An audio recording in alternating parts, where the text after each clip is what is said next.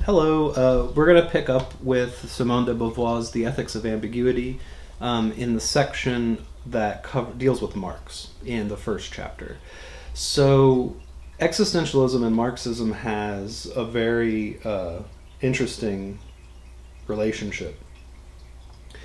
Sartre actually will make it a large philosophical project to reconcile existentialism and Marxism, and that is in the Critique of Dialectical Reason. In Search for a Method, Sartre also suggests that Marx prefigures or contains the germ of the idea that existence precedes essence. So there's elements of existentialism and Marxism that are viewed as being complementary, other parts of these philosophies that are in conflict with one another. So I just want to lay some of that out here, particularly as it relates to this few pages of Ethics of Ambiguity. There was a lot of pressure on Beauvoir and Sartre to become official members of the French Communist Party, and there was a lot of resistance because of the way that freedom operates in existential philosophy. Sartre and Beauvoir were very hesitant to commit themselves to political parties. They were happy to commit themselves politically and especially put their powers of writing and rhetorical powers to propagandize for political views that they believed in and to which they were committed. But when it came to joining a party or something like that, the existentialist view seemed to be that their freedom would be compromised by committing themselves to a party that they would have to then toe a party line rather than act out of their own judgment and that kind of thing. So Beauvoir's engagement with Marxism here is complicated because there are things that she agrees with and that she wants to take on board, but also things that she doesn't find to be viable, particularly the metaphysical commitment to dialectical materialism. So she says immediately, kind of a point of agreement, like all radical humanism, Marxism rejects the idea of an inhuman objectivity and locates itself in the tradition of Kant and Hegel. Unlike the old kind of utopian socialism, which confronted earthly order with archetypes of justice, order, and good, Marx does not consider that certain human situations are, in themselves and absolutely, preferable to others. So Marx has this idea that because he is a materialist, and history is the unfolding and development of material conditions in the world, that no condition is absolutely good in itself because it fulfills some metaphysical, theoretical archetype or concept of justice. So it's not a matter of trying to manipulate material conditions so that they fit into the box or the shape of some abstract concept. No, it goes the other way. Concepts themselves emerge out of the material conditions that are prevalent in a given society. So things are good or bad only relative to certain conditions, certain ends that you hope to achieve, and so on and so forth. That seems to be how Beauvoir, at least here, is presenting Marx. And I think a fair assessment of Marx's own vision, right? You can look at something like his critique of utilitarianism, and he basically thinks that utilitarianism has emerged out of the development of capitalism as a mode of production, and that it has simply reified the capitalist mode of production into an ethics. And it's not really an ethics, it's a economics masquerading as an ethical theory, that the economic interests of the capitalist class has been sublimated into an ethical theory that takes the form of utilitarianism, and that is only possible out of the material conditions of early capitalism, right? So I think there's evidence in Marx for what Beauvoir's saying. Now, there's a problem, though, when you turn to thinking about revolution and those sorts of things, right? So she says, In order for the universe of revolutionary values to arise, a subjective movement must create them in revolt and hope. And this movement appears so essential to Marxists that if an intellectual or a bourgeois also claims to want revolution, they distrust him. However, in Marxism, if it is true that the goal and the meaning of action are defined by human wills, these wills do not appear as free. They are the reflection of the objective conditions by which the situation of the class or the people under consideration is defined. So, because of the metaphysics of dialectical materialism, Beauvoir thinks that Marx ultimately erases the spontaneous freedom of the individual that determines values relative to that individual's ends, because the ideas and the projects emerge out of material conditions. But the material conditions are not the source of value for existentialism, per se. It is our subjective responses to and engagements with those conditions that give value. The material conditions themselves have no value. It is only the concert of our action and project with those material conditions that give rise to value. Without us, there's no value, right? It is known that that is the essential point on which existentialist ontology is opposed to dialectical materialism. We think that the meaning of the situation does not impose itself on the consciousness of a passive subject, that it surges up only by the disclosure which a free subject effects in its project. It appears evident to us that in order to adhere to Marxism, to enroll in a party, and in one rather than another, to be actively attached to it, even a Marxist needs a decision whose source is only in himself. And that's not a privileged position, right? It's not something that just the bourgeois or the privileged intellectual has.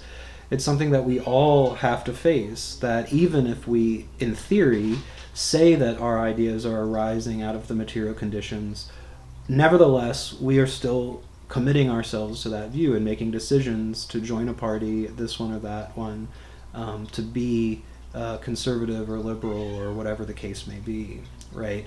So it's still a decision that we're making. And she, on the next couple of pages, sort of pokes fun at Marxists, people who are adherents of Marx's philosophy, and notes how Marx's own attitude seems to be different than the attitude of Marxists.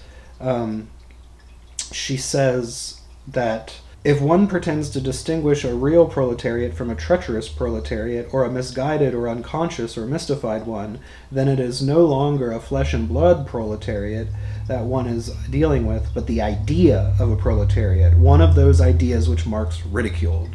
Besides, in practice, Marxism does not always deny freedom, so it's inconsistent theoretically. The very notion of action would lose all meaning if history were a mechanical unrolling in which one man appears only as a passive conductor of outside forces. By acting, and also by preaching action, the Marxist revolutionary asserts himself as a veritable agent. He assumes himself to be free. And it is curious to note that most Marxists of today, unlike Marx himself, feel no repugnance at the edifying dullness of moralizing speeches. So in these moralizing speeches, people go on about these grand concepts of honor and justice and dignity and all that kind of stuff. But again, they appeal to them as absolutes, which is inconsistent with Marxist sort of doctrine, right? So there's this kind of performative contradiction in the actions of Marxists. Again, because for the existentialist, we cannot be in possession of these essential traits. I am not honorable. I do not have the being of honorableness. I do honorable things, or I do things that are judged by myself and others to be honorable. And I sometimes play at being an honorable type of person. But honor is not a property that I can possess in my being that would determine me in any particular way. So again, there's a contradiction where in these speeches there's the projection of a transcendental absolute that exists sort of outside of that role of history that Marx is talking about, just like the idea of the proletariat. Once you form an idea of the whole class of people that are traitors or that are honorable or that are, the true agents of historical change or whatever, you stop dealing with that group of people as a collection of individuals, and you gloss them all over with an abstraction that binds them together and empties them of their concrete particularities, right? Now, Beauvoir seems to suggest that Marx himself understands this, and that it's the Marxist or Marxism's obsession with class analysis that leads to the theoretical obscurance or the theoretical covering over of the individual, right? That is a debate that I'm not going to get into in this video, but it's something that you can talk about with your friendly neighborhood Marxist, I suppose, right? So it's important, I think, to note in this particular section that Beauvoir is trying to sort of take on board some things that she thinks Marxism and existentialism will agree upon, while repudiating Marxism as she understands it and as was active in France at the time. I mean, she's responding to very particular people who are pressuring her and Sartre to become members of a political party and so on and so forth, right? So some of her criticism of Marxists and Marxism are directed at this political situation in France. And she likes the strategy of kind of playing Marx against those Marxists.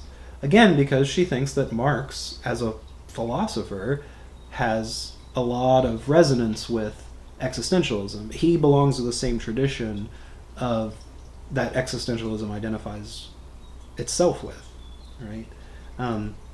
So this is a very interesting section, and a very, I think, rich one that we could spend a lot more time actually talking about, right?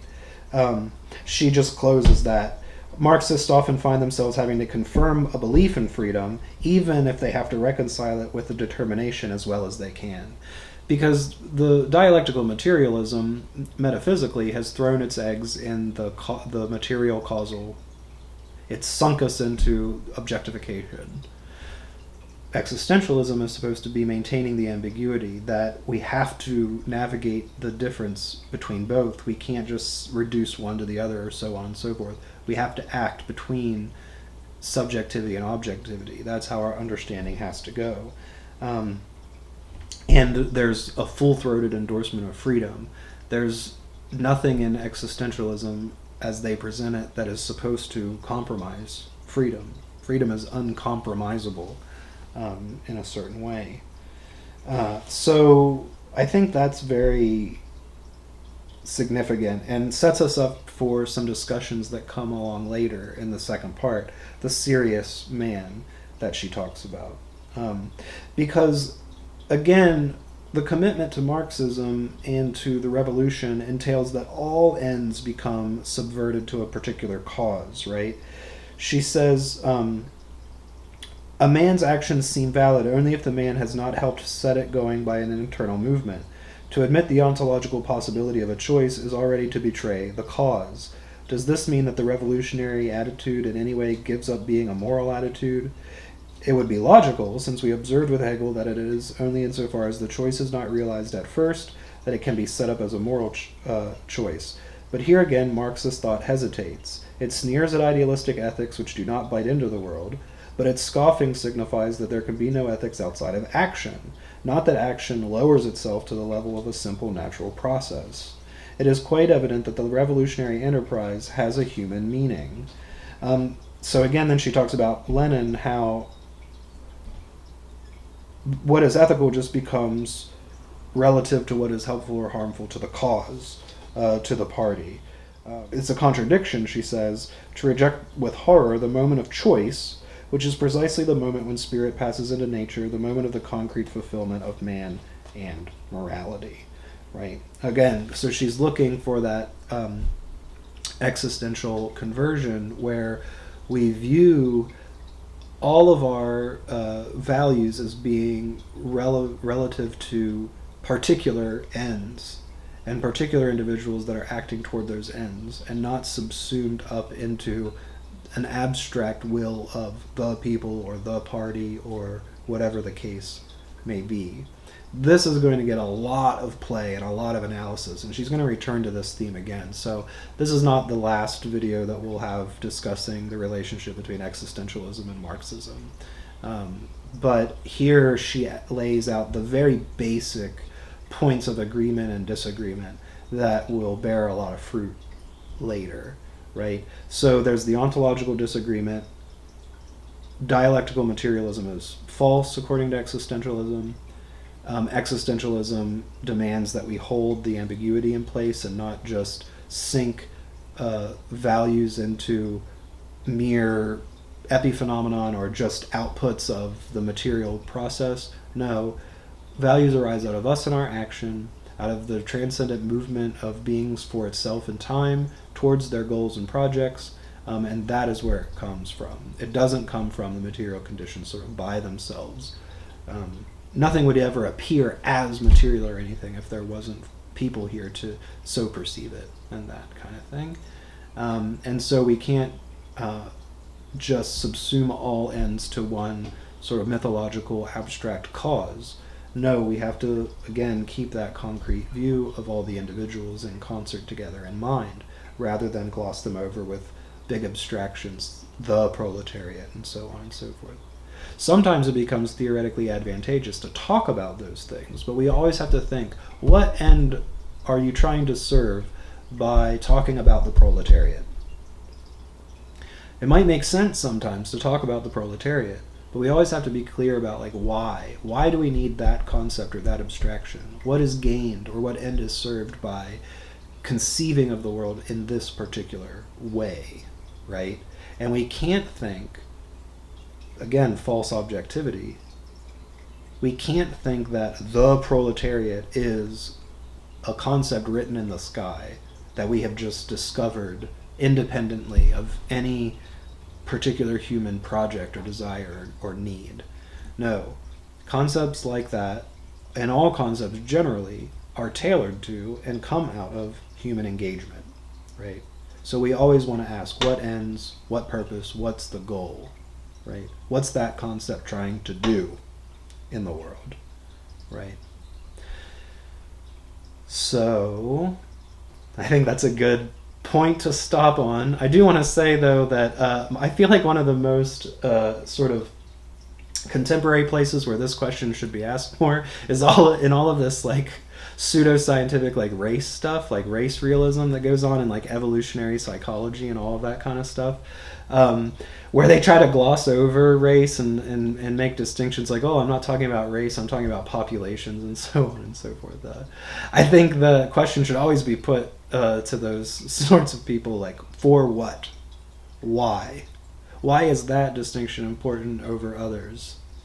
Now, a lot of them are going to balk at the question and say, well, I'm just describing, like, the sort of facts but notice, like, the facts as they appear to that particular person. And that's the part that they'll want to gloss over.